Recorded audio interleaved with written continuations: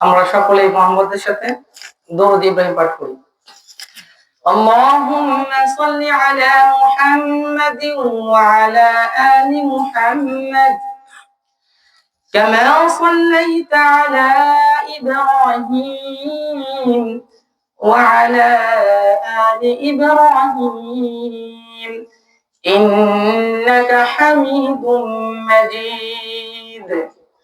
اللهم بارك على محمد وعلى آل محمد كما باركت على إبراهيم وعلى آل إبراهيم إنك حميد مجيد.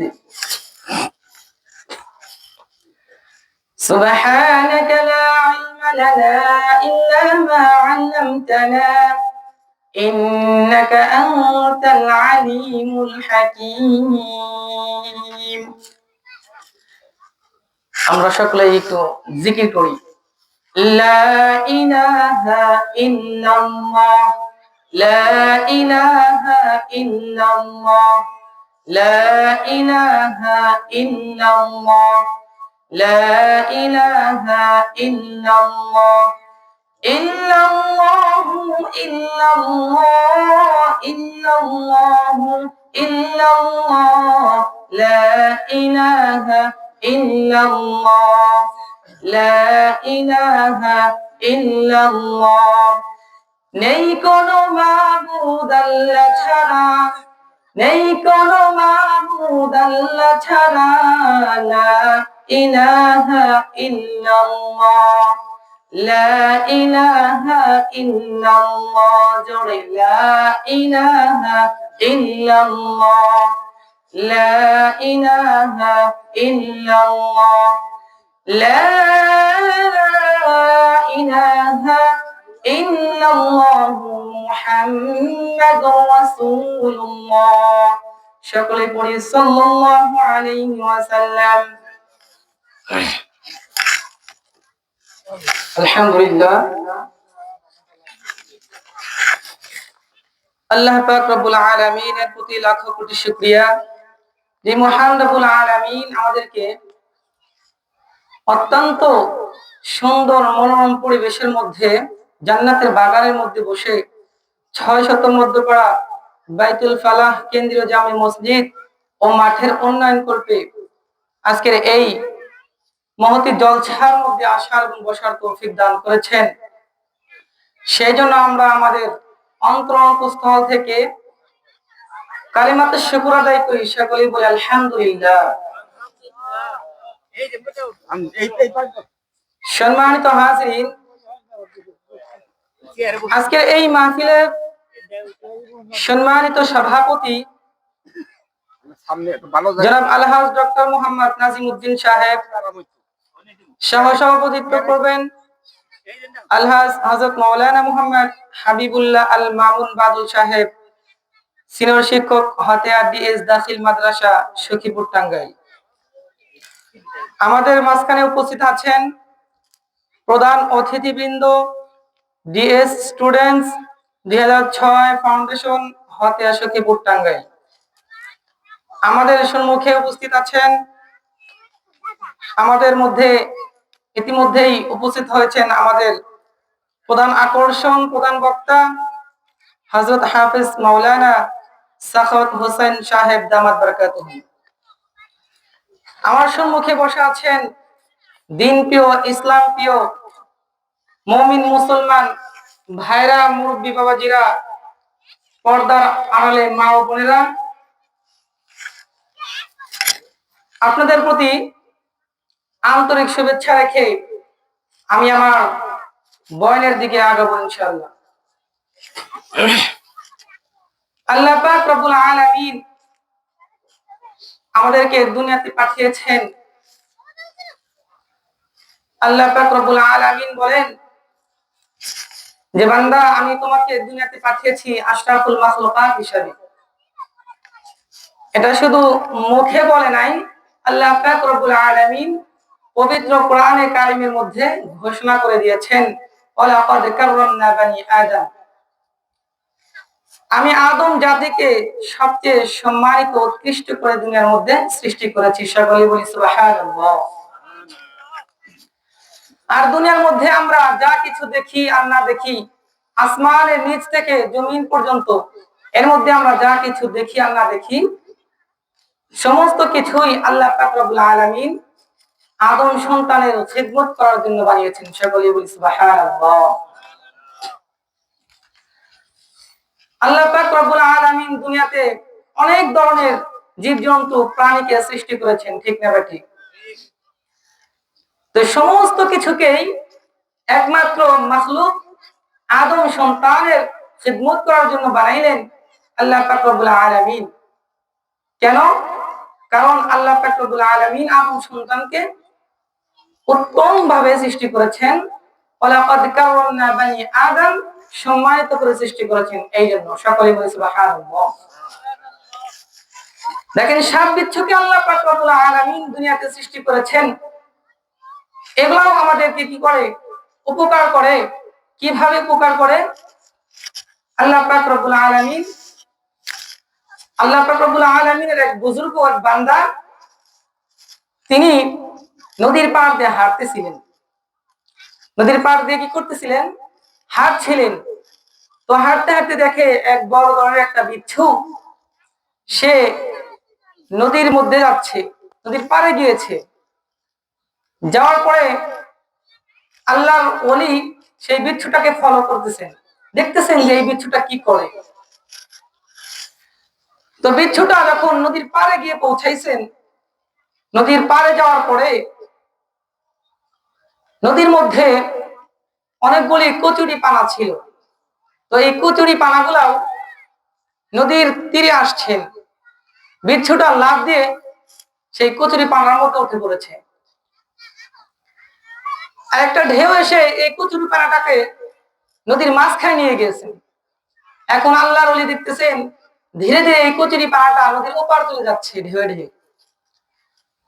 তখন আল্লাহর ওলি চিন্তা করলেন, আমার এখানে দাঁড়ায় থেকে এই বিচ্ছুর কাহিনী দেখে চলবে না, এই বিচ্ছুর পিছু পিছু আমাকে যাইতে হবে। এই বিচ্ছুটা কোথায় যায়, কি করে? আল্লাহর ওলির মনের মধ্যে এই অনুভূতিটা দেখছেন। তো আল্লাহর ওলি একটা নৌকা ভাড়া করেছেন।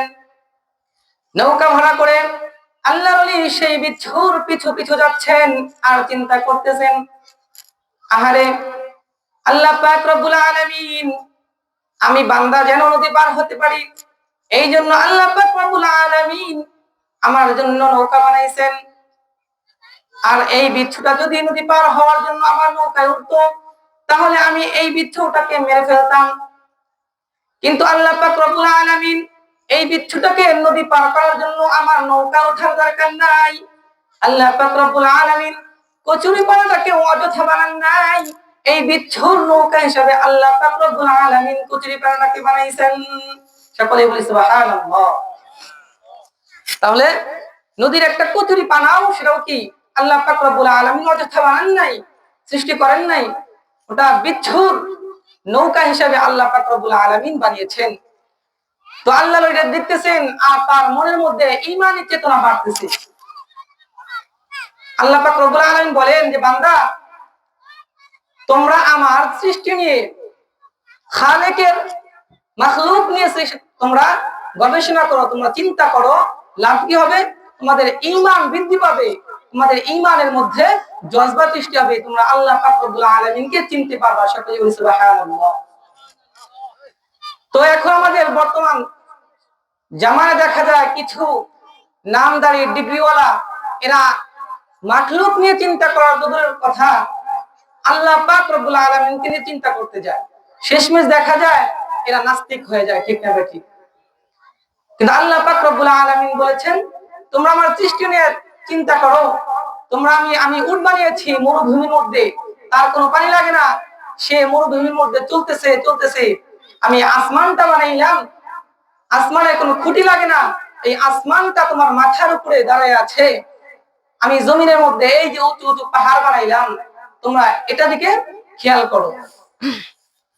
আল্লাহ পাক রব্বুল আলামিন কোরআনের মধ্যে বলেন, আফালা ইয়ানজুরুনা ইলাল ইবলি কাইফা খুলিকাত ওয়া ইলাস সামাই কাইফা রুফিআত ওয়া ইলাল জিবালি কাইফা নুসিবাত ওয়া ইলাল আরদি কাইফা সুতিহাত ফাযাক্কির ইন্নামা আনতা মুযাক্কির লাস্তা আলাইহিম বিমুসাইতির ইল্লা মান তাওয়াল্লা ওয়া কাফার ফায়ুআযিবুহু আল্লাহুল আযাবাল আকবার। আল্লাহ পাক রব্বুল আলামিন বলেন, বান্দা তুমি আমার আসমানটা নিয়ে চিন্তা করো, তুমি আমার মাখলুক গুলাকে নিয়ে চিন্তা করো। তুমি মরুভূমির মধ্যে তাকায় দেখো, একটা উট সে অবাধে চলাচল করতেছে, তার কোনো পানি লাগে না। বান্দা তুমি পাহাড় দেখতেছো, এত উঁচু উঁচু পাহাড়, এই পাহাড় দেখে তুমি চিন্তা করো আল্লাহ পাক রব্বুল আলামিন এই জমিনের মধ্যে এই পাহাড়টাকে কিভাবে দাঁড় করে রেখেছেন। তুমি যদি আমার মাখলুক নিয়ে চিন্তা করো তাহলে তোমার আমার প্রতি ঈমান বৃদ্ধি পাবে। সকলে বলি সুবহানাল্লাহ। আর কেউ যখন আল্লাহ তাআলাকে নিয়ে চিন্তা করতে যায় তখন সে নাস্তিক মুরতাদ হয়ে দুনিয়া থেকে বিদায় নিয়ে চলে যায়। সকলে বলি নাউযুবিল্লাহ। সেজন্য আল্লাহ পাক রব্বুল আলামিনের মাখলুককে নিয়ে আমরা চিন্তা করব। তো আল্লাহর ওলি এই বিচ্ছুটাকে নিয়ে চিন্তা করতেছেন আর তার মনের মধ্যে ঈমান বাড়তেছেন। একটা সময় যখন এই বিচ্ছুটা নদী পার হয়ে গেল, নদীর ওপারে যাইতেছে, তো এমন অবস্থায় আল্লাহর ওলিও ওই বিচ্ছুর পিছু পিছু যাচ্ছেন। তো যাইতে যেতে দেখে একটা গাছের নিচে একটা আল্লাহর বান্দা ঘুমায় আছে। আল্লাহর একটা আবেদ রাখাল, সে ঘুমিয়ে আছেন, বিশ্রাম নিচ্ছেন, বকরি চড়াইতে আসছেন, সে ওই গাছের ছায়া নিচে ঘুমিয়ে আছে। তো সে ঘুমে থাকার মধ্যে আল্লাহর ওলি দেখতেছেন এই বিচ্ছুটা ওই আল্লাহর বান্দার দিকে যাচ্ছে। তখন আল্লাহর ওলি চিন্তা করতেছেন যে আল্লাহ পাক রব্বুল আলামিন আমাকে খামাখাই এখানে আনেন নাই, এই বিচ্ছুটাকে মারার জন্য আমাকে নিয়ে আসছেন এখানে। এটা মনে মনে চিন্তা করতেছেন, তাহলে আমি এখন বিচ্ছুটাকে একটা পাথর দিয়ে মেরে ফেলি, এটা চিন্তা করতেছেন। আর একটা পাথর হাতে নিয়েছেন। তো পাথর হাতে নিয়ে দেখেন, তাকাইতেই দেখেন যে বিচ্ছু মারবে কখন, আল্লাহর যে বান্দা শুয়ে আছে তার মাথার কাছে একটা বিষধর সাপ এই আল্লাহর বান্দাকে ধ্বংস করার জন্য, কামড় দেওয়ার জন্য দাঁড়িয়ে আছে, ওত পেতে দাঁড়িয়ে আছে। তো এই বিচ্ছুটা ওই সাপের ঘাড়ের মধ্যে গিয়ে কামড় মেরে দিয়েছে। সকলে বলি সুবহানাল্লাহ। তো আল্লাহর বান্দা আল্লাহর ওলি চিন্তা করতেছেন যে আল্লাহ পাক রব্বুল আলামিন এই বিচ্ছুটাকেও আমাদের উপকারের জন্য বানাইছেন। এই নদী পার করে আল্লাহ পাক রব্বুল আলামিন তার বান্দা মাখলুককে, তার বান্দা আদম সন্তানকে বাঁচানোর জন্য এই বিচ্ছুটাকে আল্লাহ পাক রব্বুল আলামিন নদী পার করে দিয়েছেন। সকলেই বলি সুবহানাল্লাহ। বিচ্ছুটা যখন সাপেকে কামড় দিয়েছে, হায়াতুল হায়াওয়ান নামক গ্রন্থের মধ্যে আসছে যে বিচ্ছুর বিষ সাপের গায়ে লাগার সাথে সাথে সাপটা প্যারালাইসিসের রোগী হইয়া সেখানে পড়ে গেছে। সকলেই বলি সুবহানাল্লাহ। সেই জন্য দুনিয়ার কোন সৃষ্টি আল্লাহ পাক রব্বুল আলামিন অযথা বানান নাই, আল্লাহ পাক রব্বুল আলামিন তার বান্দার উপকারের জন্য বানিয়েছেন। সকলেই বলি সুবহানাল্লাহ।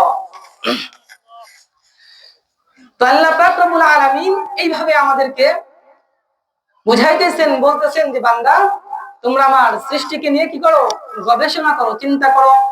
আল্লাহ পাক রব্বুল আলামিন বলেন, বান্দা দুনিয়াতে আমি যত কিছু সৃষ্টি করেছি একমাত্র তোমার গোলামি করার জন্য বানাইছি। বান্দা দুনিয়াতে আল্লাহ পাক রব্বুল আলামিন আমাকে একটা গরু পালার মতো ব্যবস্থা করে দিয়েছেন। আমি আমার গরুটাকে পালতেছি, আমার গরু আমার দুধ দেয়, ঠিক না ঠিক? আমার বাড়ির পাশে যে কাঁঠাল গাছ, এই কাঁঠাল গাছটাও আমার প্রতি বছর বছর ফল দেয়, ঠিক না ঠিক? আমার বাড়িতে যে আম গাছটা রয়েছে, এই আম গাছটাও আল্লাহ পাক রব্বুল আলামিন প্রতি বছর বছর ফল দিয়ে আমাকে আম খাওয়ার সৌভাগ্য দান করেছেন, ঠিক না ঠিক?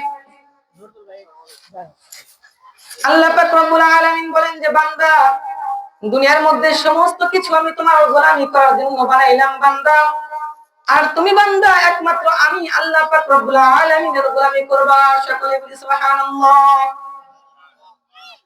তাহলে দুনিয়ার সমস্ত কিছু আল্লাহ পাক রব্বুল আলামিন বানাইলেন একমাত্র আমার আপনার খিদমত করার জন্য। আর আল্লাহ বলতেছেন যে বান্দা তোমাদেরকে আমি বানাইছি আমি আল্লাহ তাআলার গোলামি করার জন্য। সকলেই বলি সুবহানাল্লাহ। আমরা আল্লাহ পাক রব্বুল আলামিনের বান্দা না? কথা বলেন, আমরা আল্লাহ পাক রব্বুল আলামিনের গোলামি করতে চাই কি চাই না? আল্লাহ পাক রব্বুল আলামিন আমাদের প্রত্যেককেই আল্লাহ তাআলার খাস গোলাম হিসেবে কবুল আর মঞ্জুর করুক। সকলেই বলি আমিন। আমি শুরুতে একটি কোরআনের আয়াত তেলাওয়াত করেছি।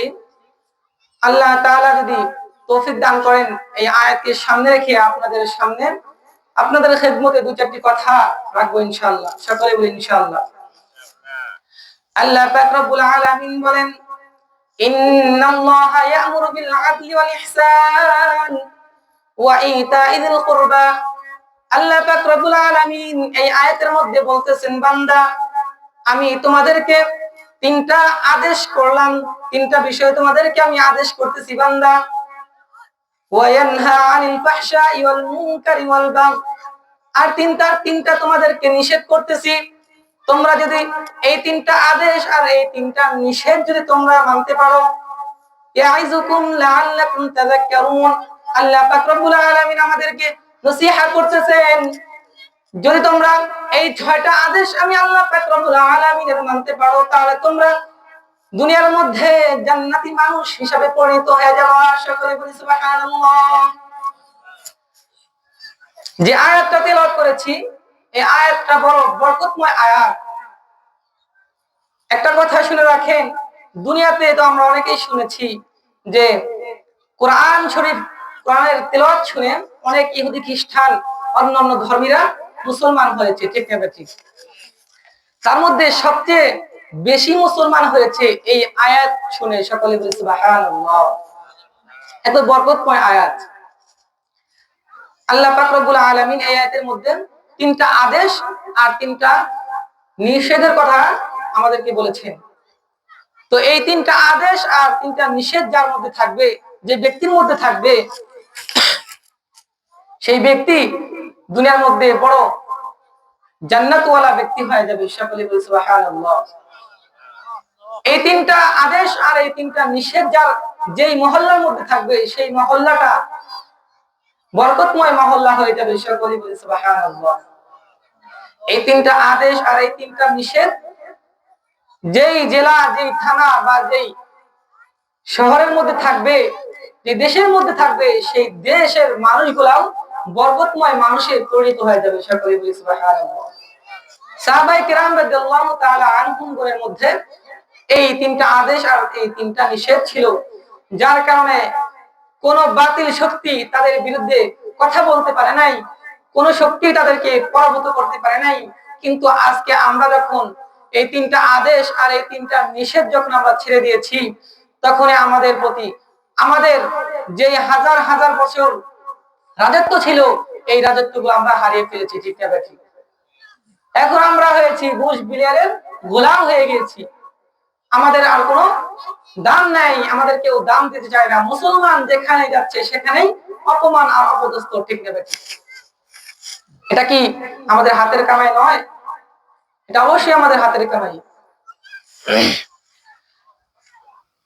মুহতারাম হাজিরিন, আল্লাহ পাক রব্বুল আলামিন যে তিনটা আদেশের কথা বলতেছেন, ইন্নাল্লাহা ইয়া'মুরু বিল আদলি ওয়াল ইহসান ওয়া ইতা'i যিল কুরবা। আল্লাহ পাক রব্বুল আলামিন বলেন, ও বান্দা তোমরা ইনসাফওয়ালা হয়ে যাও, ইনসাফওয়ালা হয়ে যাও। যদি দুনিয়ার মধ্যে ইনসাফ কায়েম করতে পারো, ইনসাফ প্রতিষ্ঠা করতে পারো, তাহলে তুমি দুনিয়ার মধ্যে থেকেই জান্নাতি ব্যক্তি হয়ে দুনিয়া থেকে বিদায় নিতে পারবা। সকলে বলি সুবহানাল্লাহ। আমাদের আজকে সমাজ জীবন থেকে শুরু করে রাষ্ট্র জীবন ব্যবস্থা পর্যন্ত ইনসাফ আছে কি? আমরা একটু লক্ষ্য করে দেখি। ইনসাফ নাই। মুসলমানের যে ইনসাফ থাকার কথা ছিল, এই ইনসাফ আজকে আমাদের ন্যূনতম আমাদের ইনসাফ নাই। কিন্তু আল্লাহ পাক বলতেছেন তোমরা ইনসাফ ওয়ালা হয়ে যাও। আমার আপনার নবী জনাবে মুহাম্মদুর রাসূলুল্লাহ সাল্লাল্লাহু আলাইহি ওয়াসাল্লাম মদিনার আমির ছিলেন, বাদশা ছিলেন। আমার আপনার নবী জ্বর ছিলেন, এমত অবস্থায় আমার আপনার নবীর কাছে একটা চুরির বিচার আসছে। চুরির বিচার আসছে নবীর কাছে। নবী করিম সাল্লাল্লাহু আলাইহি ওয়াসাল্লাম কোরআনকে খুলে দিয়েছেন, কোরআনের আয়াত তেলাওয়াত করতেছেন, আস-সারিকু ওয়াস-সারিকাতু ফাকতাউ আইদিয়াহুমা। চুরির বিচার হলো যে চুরি করবে তার হাত কেটে দেওয়া, ঠিক না বেঠিক? আল্লাহ তাআলার পক্ষ থেকে যে আয়াত নাযিল হয়েছে, আমার আপনার নবী সেই আয়াত দ্বারা বিচার করেছেন। সকলে বলি সুবহানাল্লাহ। কিন্তু বর্তমান জামানায় দেখা যায় আমার ভাই, আমার ভাতিজা, আমার ভাগ্নে, আমার আপনজন যদি অন্যায় করে, অবিচার করে, তাহলে আমি তাকে ছাড় দিয়ে চলি, তার কোনো ইনসাফ ওরা বিচার করি না, ঠিক না বেঠিক?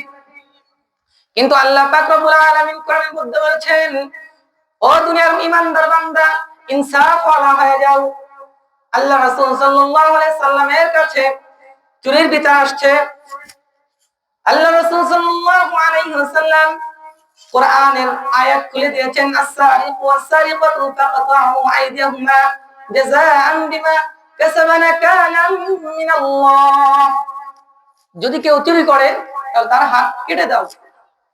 এখন সাহাবায়ে কেরামের মধ্যে একটা রোল পড়ে গেছে, যে চুরি করেছেন সে হচ্ছে কুরাইশ বংশের এক মহিলা। এখন বলেন তো, কুরাইশ বংশটা কার বংশ? মাশাআল্লাহ, কুরাইশ বংশটা নবীর বংশ। তো এখন সাহাবায়ে কেরাম রাদিয়াল্লাহু তাআলা আনহুম বৈঠক করতেছেন যে কুরাইশ বংশ তো নবীর বংশ, এখন এই বংশতে যদি কারো হাত কেটে দেওয়া হয় তাহলে নবীর বংশের মধ্যে কি হলো? একটা বদনাম সৃষ্টি হলো যে নবীর বংশের লোকের চুরির কারণে হাত কেটে দিয়ে দেওয়া হয়েছে। এটা নবীর প্রতি একটা বদনাম, ঠিক না ভাই? ঠিক। তো সাহাবায়ে কেরাম বলতেছেন তাহলে কি করা যায়? হুজুর পাক সাল্লাল্লাহু আলাইহি সাল্লামের নিকট যায় কেউ একটু সুপারিশ করো যাতে বিচারটা একটু শিথিল করা হয়, বিচারটা একটু নরমাল করা হয়, হাত কেটে না দিয়ে একটা দিন আঙ্গুল কেটে দেওয়া হয়, তাও বিচারটা একটু শিথিল করা হোক। এখন কে যাবে? কে যাবে? আবু বকর, ওমর, উসমান, আলীকে পাঠাও। আবু বকর বলে না, উসমান যাও। উসমান বলে না, ওমর যাও। এইভাবে সাহাবীদের মধ্যে যখন নাম নিয়ে যখন যাওয়া নিয়ে ধাক্কা ধাক্কি চলতেছিল, এমন অবস্থায় একজন বলে উঠলো, আমরা তো সবকিছু জানি বুঝি, আমরা যদি হুজুর পাক সাল্লাল্লাহু আলাইহি সাল্লামের কাছে যাই তাহলে এই বিষয়টা ভালো দেখাবে না। আমরা তো সবকিছু বুঝি, অতএব আমরা যদি যাই, গিয়া সুপারিশ করি, তাহলে এই বিষয়টা কি হবে না? নবী করিম সাল্লাল্লাহু আলাইহি সাল্লাম মানবেন না, ভালো দেখায় না বিষয়টা। এই জন্য সাহাবায়ে কেরাম পরামর্শ করতেছেন তাহলে কি করা যায়, কাকে পাঠানো যায়? সাহাবায়ে কেরাম বলতেছেন তাহলে এমন একজনকে পাঠাও যে নবীজির অতি কাছের মানুষ, নবীজির সাথে অনেক ভালো সম্পর্ক, তাকে পাঠাও। সে গিয়ে নবীজির কানে কানে বলে আসুক যে এই বিচারটা যেন একটু শিথিল করা হয়। এখন কাকে পাঠাবে? এখন খুঁজে খুঁজে দেখতেছেন যে হযরত ওসামা বিনতে যায়েদ রাদিয়াল্লাহু তাআলা আনহুকে পাঠাও। ওসামা হলেন নবী করিম সাল্লাল্লাহু আলাইহি সাল্লামের পালক পুত্রের সন্তান, যায়েদের সন্তান। তো এই ওসামাকে পাঠানো হলো, তাকে দিয়ে যেন বলা হয়। এখন পালন পুত্র কেমনে হলো? হযরত যায়েদ রাদিয়াল্লাহু তাআলা আনহু তিনি যখন ছোট্ট মানুষ ছিলেন, মক্কায় এসে যখন হারিয়ে গিয়েছিলেন, তখন তাকে আম্মা জান খাদিজাতুল কুবরা রাদিয়াল্লাহু তাআলা আনহার চাচাতো ভাই তাকে ক্রয় করে, চারজন গোলামকে ক্রয় করে খাদিজা রাদিয়াল্লাহু তাআলা আনহা এর নিকট নিয়ে আসলেন। আম্মা জান খাদিজাতুল কুবরা রাদিয়াল্লাহু তাআলা আনহার নিকট নিয়ে এসে বললেন, ও খাদিজা, আমি তোমাকে এই চারজন গোলামের মধ্যে থেকে একটা গোলাম তোমাকে আমি উপহার দিতে চাই, হাদিয়া দিতে চাই, তুমি কোনটা নিবা? তোমার চয়েস অনুযায়ী তুমি নাও, তোমার পছন্দ অনুযায়ী তুমি নাও। তখন আম্মা জান খাদিজাতুল কুবরা রাদিয়াল্লাহু তাআলা আনহা বললেন যে ভাইজান, আমি এই জায়েদ ছেলেটাকে নেব, কারণ তাকে দেখতেই বোঝা যায় সে নম্র ভদ্র। মুসলমান বাবাজিরা আমার কথাগুলা মনোযোগ দিয়ে শুনবেন। তখন আম্মা জান খাদিজাতুল কুবরা রাদিয়াল্লাহু তাআলা আনহু জায়েদ রাদিয়াল্লাহু তাআলা আনহুকে তার গোলাম হিসেবে নিলেন। নেওয়ার পরে হুজুর পাক সাল্লাল্লাহু আলাইহি ওয়াসাল্লামের কাছে নিয়ে বললেন, ইয়া রাসূলুল্লাহ, ইয়া হাবিবাল্লাহ, এই যে জায়েদ আমার গোলাম, আমার তো গোলামের কোনো প্রয়োজন নাই, এই জায়েদকে আমি আপনার হাতে তুলে দিলাম। জায়েদকে আপনি আপনার পাশে পাশে রাখবেন, যেখানেই যান আপনি জায়েদকে সাথে সাথে রাখবেন। তো এইভাবে জায়েদ রাদিয়াল্লাহু তাআলা আনহু নবী করিম সাল্লাল্লাহু আলাইহি সাল্লামের পালক পুত্র হলেন, তারই সন্তান ওসামা বিনতে জায়েদ। তো এই জায়েদ রাদিয়াল্লাহু তাআলা আনহু, ওসামা রাদিয়াল্লাহু তাআলা আনহু নবীজির নাতিন, পালক নাতিন। তাহলে ওসামাকে পাঠাও, ওসামা তার দাদাকে গিয়ে কানে কানে বলে আসবে, তাহলে বিষয়টা এত মার্কেটিং হবে না। হযরত ওসামা রাদিয়াল্লাহু তাআলা আনহু নবী করিম সাল্লাল্লাহু আলাইহি সাল্লাম যখন শুয়ে আছেন, তখন ওসামা রাদিয়াল্লাহু তাআলা আনহু নবী করিম সাল্লাল্লাহু আলাইহি সাল্লামের পেটের মধ্যে বসেছেন। দাদা নাতিনের সম্পর্ক, দাদা নাতিনের সম্পর্ক কেমন আমরা তো বুঝি, তাই না? তো দাদা নাতিনের সম্পর্ক, হযরত ওসামা রাদিয়াল্লাহু তাআলা আনহু নবী করিম সাল্লাল্লাহু আলাইহি সাল্লামের পিঠের মধ্যে বসেছেন, বসে বলতেছেন, দাদা, যেই বিচারটা আপনার কাছে আসছে, এই মহিলাটা হলো কুরাইশ বংশের মহিলা, অতএব বিচারটা একটু শিথিল করেন, পুরো হাত না কেটে একটা হাতে আঙ্গুল কেটে বিচারটা একটু শিথিল করা যায় কিনা দেখেন। তখন আমার আপনার নবী জনাব মুহাম্মদুর রাসূলুল্লাহ সাল্লাল্লাহু আলাইহি সাল্লাম শোয়া থেকে লাফ দিয়ে দাঁড়িয়ে গেছেন। দাঁড়ানোর পরে সাহাবায়ে কেরাম রাদিয়াল্লাহু তাআলা আনহুমদের উদ্দেশ্যে বলতেছেন, ও আমার সাহাবারা, তোমরা শুনে রাখো, যেখানে আল্লাহ পাক রব্বুল আলামিন বলেছেন, আস-সারিকু ওয়াস-সারিকাতু ফাকতাউ আইদিয়াহুমা, চুরির বিচার হাত কেটে দেওয়া। এই কুরাইশ বংশের মহিলা কেন, সে যদি আমার কলিজার টুকরা ফাতেমাও যদি হতো, তাহলে তাও আমি এই হাত কাটার বিচার আমি কার্যকর করতাম। সকলে বলি সুবহানাল্লাহ। ইনসাফ, যেখানে আমার কঠোর হওয়ার কথা সেখানে আমার কঠোর হতে হবে, যেখানে আমাকে নমনীয় হওয়া দরকার সেইখানে আমাকে নমনীয়তা দেখাতে হবে, ঠিক না ঠিক? তো আজকে আমরা আমাদের সমাজ ব্যবস্থা, আমাদের রাষ্ট্র ব্যবস্থা, এই ইনসাফটা উঠে গিয়েছে, যার কারণে আমরা মুসলমান অধঃপতনের মধ্যে পড়ে গেছি, ঠিক না ঠিক? আল্লাহ পাক রব্বুল আলামিন বলেন, ইন্নাল্লাহা ইয়া'মুরু বিল আদলি, ইনসাফ ওয়ালা হয়ে যাও, ওয়াল ইহসান, ইহসান হলা হয়ে যাও। ইহসান কি জিনিস? ইহসান হচ্ছে নমনীয়তা দেখানো।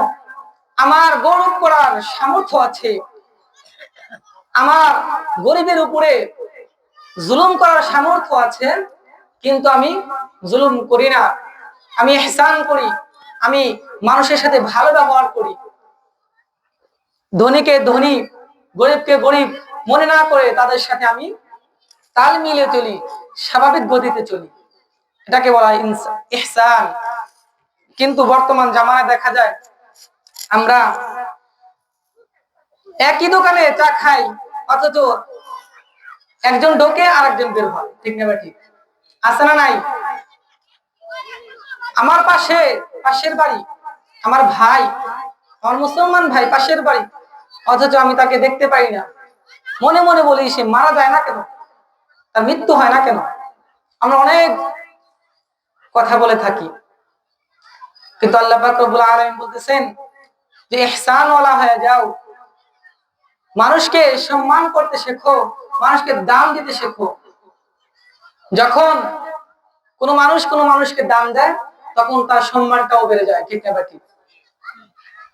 যখন কেউ নিজেই বড় হতে চায়, নিজেই তার গৌরব অহংকার বাড়াতে চায়, তখন সে হয়তো একটা সময় তার গৌরব অহংকার নিজে বাড়লেও ঠাস করে এমন পর্যায়ে পড়ে যায় যে তার কোনো অস্তিত্ব খুঁজে পাওয়া যায় না, ঠিক না ঠিক?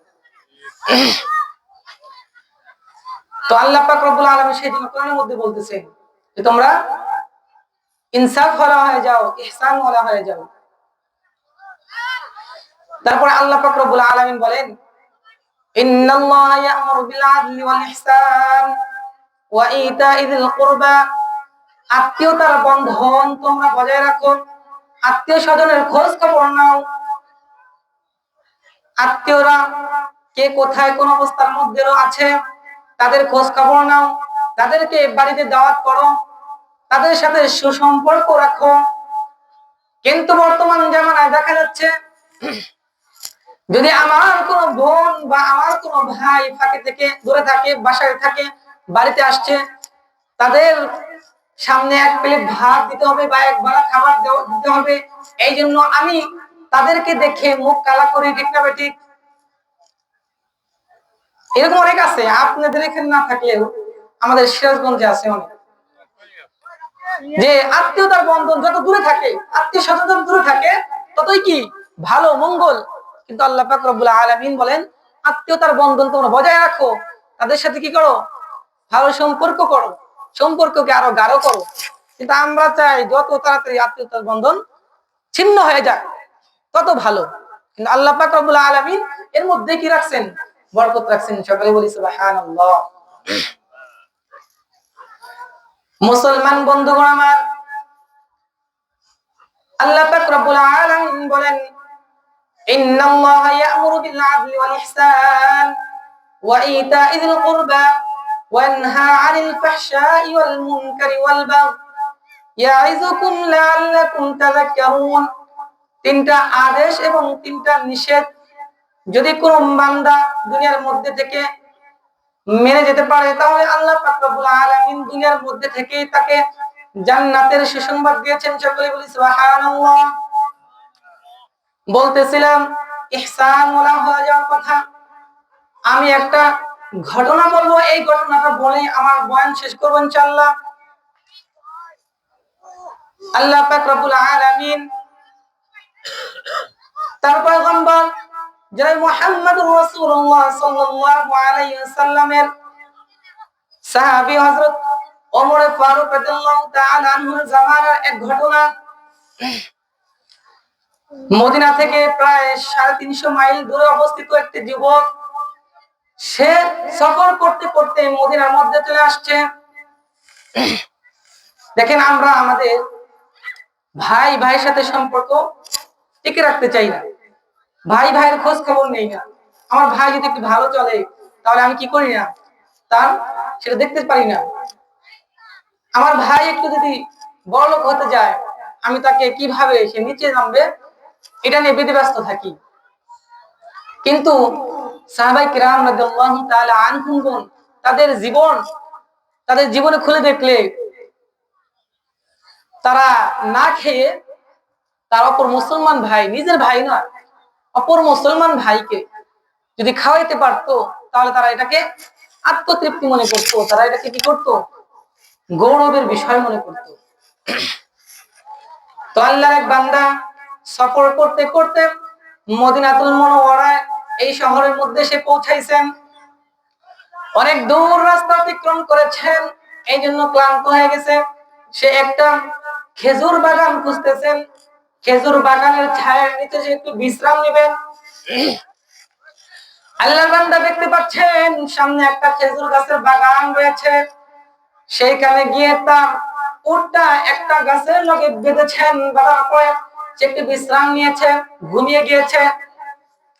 আল্লাহর বান্দা ঘুমানোর পরে তার যে উটটা ছিল, উটটা বাঁধা ছিল, সেই উটের বাঁধনটা নরমাল হয়েছিল, উটের বাঁধনটা খুলে উটটা অন্যদিকে চলে গেছে। অন্য এক আল্লাহর বান্দার ক্ষেত নষ্ট করতেছে। তো ওই ক্ষেতওয়ালা মুরব্বী মানুষ, উনি লাঠি বরাবর করে ক্ষেত দেখার জন্য আসতেছেন। আসার পরে দেখেন যে তার ক্ষেত একটা উট নষ্ট করতেছে। তো সে এই উটটাকে তাড়ানোর জন্য একটা ইট দিয়ে ঢেল মারছেন। এরকম তাড়ানোর জন্য যখন ঢেলেছেন, একটা বড় ধরনের একটা ইট সেই উটের মাথার মধ্যে গিয়ে লেগে যায়। লাগার পরে উটটা ওইখানেই বসে পড়েছে, মাথা দিয়ে রক্তক্ষরণ হচ্ছে। রক্ত পড়তে পড়তে একটা সময় দেখা গেল উটটা মৃত্যুবরণ করে গেল। তো মৃত্যুবরণ করার পরে ওই আল্লাহ বান্দা সেখানেই বসে আছেন যে কার না কার উট আমি তো মেরে ফেললাম, এখন সে আইসা তো রাগান্বিত হবে, তাহলে আমি এখানে থাকি, তাকে একটু বুঝায় বলবো না, দেখি কি বলে। তো সরল মনা মুসলমান সেখানে বসে আছেন। খেজুর গাছের বাগানের চিপা দিয়া যখন সূর্য এসে ওই আল্লাহর বান্দা সফর যে যুবক আসছে এই যুবকের চোখের মধ্যে লেগেছে, লাগার পরে যুবকের ঘুম ভেঙে গেছে। ঘুম ভাঙার পর দেখতেছে উট নাই। উট তালাশ করতেছে, তালাশ করে দেখে এক জায়গায় উট পড়ে আছে, মারা গেছে। তখন আল্লাহর বান্দা বলতেছে আমার উট কে মারলো? তার মাথা গরম হয়ে গেছে, উট মারা গেছে, তাহলে তার সফরে কি হবে, সফরে কোন অবস্থা হবে, সে কিভাবে সে বাড়ি চলে যাবে, এরকম একটা চিন্তা ভাবনা করতেছে।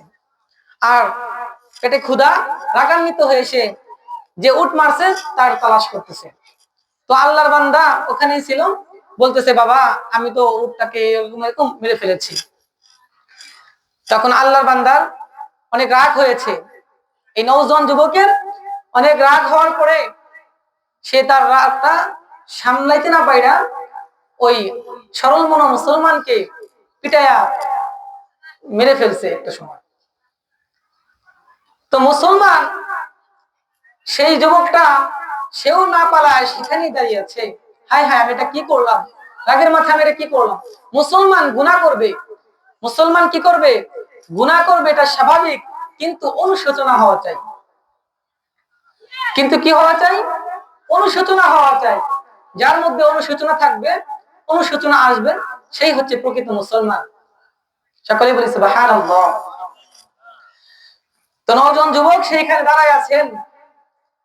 সন্ধ্যার সময় যখন হয়ে গেল তখন যে মারা গেছে তার দুটা সন্তান বাবার খোঁজে বের হয়েছে, আয়সা দেখে বাবা মৃত্যুবরণ করেছে। তখন বলতেছে ওই দুটা যুবক বলতেছে আমার বাবাকে কে মারলো? নওজোয়ান যুবক ওইখানেই দাঁড়ায় ছিল, বলতেছে ভাই আপনার বাবাকে আমি মেরেছি, আমার উটটা আপনার বাবা মেরে ফেলেছিল, আমার এমন অবস্থায় রাগ হয়েছিল যার কারণে আপনার বাবার উপরে আঘাত করতে করতে একটা সময় আপনার বাবা মারা যায়। তো আপনি এখান থেকে যান নাই কেন? লোক মারছেন কিন্তু এখান থেকে যান নাই, পালায়ন করেন নাই কেন? তখন বলতেছে ভাই আপনি হয়তো মুসলমান, আমিও মুসলমান, আমি গুনাহ করেছি, আমার শাস্তি হওয়া দরকার, শাস্তি হওয়া উচিত। আমি যদি আজকে এখান থেকে চলে যাই হয়তো এখান থেকে বেঁচে ফিরতে পারবো, কিন্তু কিয়ামতের ময়দানে, কঠিন হাসরের ময়দানে আল্লাহ পাক রব্বুল আলামিনের কাছে আমি কি জবাব দেব? দেখেন মুসলমানের অনুশোচনা, অনুতপ্ত হওয়া কিরকম ভাবে অনুতপ্ত হয়েছে। তখন নওজোয়ান যুবক বলতেছে যে আমাকে খলিফাতুল মুসলিমের কাছে নিয়ে যান, আমি যে বিচার রায় দেন আমি সেটাই মাথা পেতে নেব। তখন নওজোয়ান যুবককে খলিফাতুল মুসলিমিন হযরতে ওমর ফারুক রাদিয়াল্লাহু তাআলা আনহুর নিকট নিয়ে যাওয়া হলো। বলতেছে যুবক তোমার উট তোমার সেই তোমার বান্দা মেরে ফেলেছে, তাহলে উটের বদলে উট দিয়ে দিলেই তো হয়ে যায়, তো তুমি কেন তাকে মারতে গেছো? তখন বলতেছে খলিফাতুল মুসলিমিন আমার ভুল হয়েছে, আমার যে শাস্তি হয় সেই শাস্তি আমাকে দেন। তখন বলতেছে মৃত্যুর বদলে মৃত্যু, তুমি তার পিতাকে মৃত্যুবরণ করেছো, মেরে ফেলেছো, এখন তোমার জানটাও নেওয়া হবে। খলিফাতুল মুসলিমিন বলতেছেন তোমার কি কোনো শেষ আশা আছে কিনা, শেষ ইচ্ছা আছে কিনা বলো, পূরণ করা হবে। তখন নওজোয়ান যুবক দেখে বলে খলিফাতুল মুসলিমিন আমি ব্যবসা সূত্রে এক ইহুদির কাছ থেকে একটা ঋণ নিয়েছিলাম, সেই ইহুদির বাড়ি আমার বাড়ি থেকে প্রায় অনেক দূরে, সেও আমার বাড়ি চেনে না, আমিও তার বাড়ি চিনি না, ব্যবসা সূত্রে আমি তার কাছ থেকে একটা ঋণ নিয়েছিলাম, সে আমাকে মুসলমান মনে করে বিশ্বাস করে এই ঋণটা দিয়েছিল। এখন যদি আমি এমন অবস্থায় তার ঋণ পরিশোধ না করে মৃত্যুবরণ করি তাহলে সে মুসলমানদের প্রতি একটা খারাপ দৃষ্টিতে দেখবে, মুসলমানদেরকে খিয়ানতদার হিসেবে কিয়ামত পর্যন্ত গালি দিয়ে যাবে। খলিফাতুল মুসলিমিন, আপনি যদি আমাকে সুযোগ দিতেন তাহলে আমি ঋণটা পরিশোধ করতাম। তখন খলিফাতুল মুসলিমিন থেকে বলে, যুবক, তোমাকে তো এখন ছাড়া সম্ভব নয়। তোমার সাথে যদি আমি 2-3 জন লোক পাঠাই, তাহলে তোমার বাড়িতে গিয়ে তোমার লোকজন যদি তাদেরকে মেরে ফেলে তাহলে আমরা কি করব? আবার তোমার সাথে যে আমরা 10-20 জনের একটা জামাত দিয়ে পাঠাবো, এমন অবস্থাও আমাদের এইখানে নাই। কারণ এখন বিভিন্ন জায়গায় যুদ্ধ চলতেছে, সাহাবায়ে কেরাম বিভিন্ন জায়গায় উপস্থিত আছেন। খলিফাতুল মুসলিমিন বললেন, যদি তোমার কোনো আত্মীয় স্বজন বা তোমার জিম্মায় যদি কোনো লোক রেখে যেতে পারো তাহলে তোমাকে ছুটি দেওয়া হবে। তখন নওজোয়ান যুবক বললেন, খলিফাতুল মুসলিমিন, এই মদিনায় আমি একজন নতুন নওজোয়ান যুবক, এই মদিনায় আমার কোনো ভাই নাই, আমার মা বাবা আত্মীয় স্বজন কেউ নাই, এই মদিনায় তালাশ করে আমার কোনো আত্মীয় স্বজন পাওয়া যাবে না, অতএব সুতরাং আপনি আমার মৃত্যুদণ্ড কার্যকর করুন। জল্লাদকে আদেশ করা হলো, মৃত্যুদণ্ড কার্যকর করো। এমন অবস্থায় একজন সাহাবী হাত তুলে 2 হাত তুলে বললেন, থামুন, ও খলিফাতুল মুসলিমিন, আমি আমার এই ভাইয়ের জিম্মাদার হয়ে গেলাম, আমার ভাইকে ঋণ পরিশোধের জন্য ছুটি দিলেন। সকলে বলি সুবহানাল্লাহ। যেই সাহাবী হাত উঠাইছেন তিনি সাধারণ কোন সাহাবী নয়, পয়গম্বরের খাদেম ছিলেন, হযরত আবু যর গফারী রাদিয়াল্লাহু তাআলা আনহু। হযরত আবু যর গফারী রাদিয়াল্লাহু তাআলা আনহু এমন একজন সাহাবী ছিলেন যিনি তার জীবদ্দশায় হুজুর পাক সাল্লাল্লাহু আলাইহি সাল্লামের খেদমত করতে করতে তার জীবনে একটা নিজের জন্য ঘর পর্যন্ত বানাইতে পারেন নাই, এমন একজন সাহাবী হযরত আবু যর গফারী রাদিয়াল্লাহু তাআলা আনহু। তো হযরত আবু যর রাদিয়াল্লাহু তাআলা আনহু বলতেছেন, আপনি আমার ভাইকে ছুটি দিয়ে দেন, আমি আমার ভাইয়ের জিম্মায় হয়ে গেলাম। আমাদের রক্তের বন্ধনের কোনো প্রয়োজন নাই, আমাদের মধ্যে কোরআনের বন্ধন আছে। সকলে বলি সুবহানাল্লাহ। কারণ পয়গম্বরের মুখে নিজ কানে শুনেছি, আল মুসলিম ওয়া আখুল মুসলিম, মুসলমান মুসলমানের ভাই, রক্তের বন্ধনের কোনো প্রয়োজন নাই। খলিফাতুল মুসলিমিন নওজোয়ান যুবককে ছুটি দিয়ে দিলেন, তোমাকে 1 মাস সময় দেওয়া হলো, তুমি সামনের মাসের আরবি মাসের প্রথম জুমায় তুমি যদি জুমার নামাজের পরেও না আসো তাহলে তোমার পরিবর্তে আবু যর গফারী রাদিয়াল্লাহু তাআলা আনহুকে মৃত্যুদণ্ড কার্যকর করা হবে। তখন নওজোয়ান যুবক তার ঋণ পরিশোধের জন্য চলে গেছেন। ঋণ পরিশোধ করে সুন্দর সুন্দর পোশাক পরিধান করেছেন। পোশাক পরিধান করার পরে সুসজ্জিত একটা ঘোড়া, তেজি ঘোড়া সাজিয়েছেন। সাজানোর পরে মায়ের কাছে গিয়ে বলেন, মা গো, ও মা, আমি তোমার সন্তান, সারা জীবন তুমি আমার প্রতি কত কষ্ট করেছো মা গো, আমি তোমার জন্য কোনো কিছুই করতে পারি নাই মা। ও মা, তোমার সন্তান অপরাধ করেছে, আজকে তার সাজা হিসেবে তোমার সন্তান চলে যাচ্ছে মা গো, তুমি তোমার সন্তানকে শেষ বিদায় দিয়ে দাও মা। পিতা মাতার কাছ থেকে যখন বিদায় নিয়ে চলে গেলেন, চলে যাওয়ার পরে এমত অবস্থায় জুমার নামাজ শেষ হয়ে যাওয়ার পরেও যখন খলিফাতুল মুসলিমিন দেখলেন নওজোয়ান যুবক আসতেছে না, তখন হযরত আবু যর রাদিয়াল্লাহু তাআলা আনহুকে মৃত্যুদণ্ডের কার্যকারিতা করবেন। এমন অবস্থায় একজন ডেকে বললেন, খলিফাতুল মুসলিমিন, একটু দাঁড়ান, থামুন, আমার দেখতে পাচ্ছি অধরেই একটা ঘোড়া আসতেছে, ধুলা উড়িয়ে ঘোড়া আসতেছে, দেখি এইটা কি সেই নওজোয়ান যুবক কিনা। তখন খলিফাতুল মুসলিমিন একটু অপেক্ষা করলেন, দেখলেন ইনি হলো সেই নওজোয়ান যুবক। সকলে বলি সুবহানাল্লাহ। দেখেন, মুসলমানের ভাই, তার জিম্মায় একজন ভাইকে রেখে সে যদি ইচ্ছা করতো যে সে আসবে না, সে এটা পারতো, কিন্তু তার প্রতি কত বিশ্বাস, মুসলমানের প্রতি কত বিশ্বাস রেখে তাকে ছুটি দিয়ে দিল। আবার সেও তার যে জিম্মায় ভাই রেখে গিয়েছিল তাকে মুক্তি করার জন্য সেও তার ঋণ পরিশোধ করে চলে আসছে। সকলে বলি সুবহানাল্লাহ। আর আমরা যদি এখন বর্তমান কারোর জন্য কারো জিম্মা রাখতে চাই, রাজি তো হয় না, আরো উল্টা অনেক কথা হয়, ঠিক না? দেখি সেজন্য ভাই দোস্ত বুজুর্গ, বেশি কথা বলবো না, অলরেডি আমি বেদবি করে ফেলেছি। আমার মোহতারাম ওস্তাদ এখানে উপস্থিত আছেন, যার কাছ থেকে আমি পড়ালেখা করেছি, আমার ওস্তাদ এখানে আছেন, তো হুজুর এখন বয়ান করবেন। আমি আপনাদের কাছে আমার জন্য দোয়া চাই। আমি যে কথাগুলো বললাম, যদি আমার কথার মধ্যে কোনো প্রকার ভুল ত্রুটি হয়ে থাকে আপনারা ক্ষমার দৃষ্টিতে দেখবেন ইনশাআল্লাহ। আসসালামু আলাইকুম।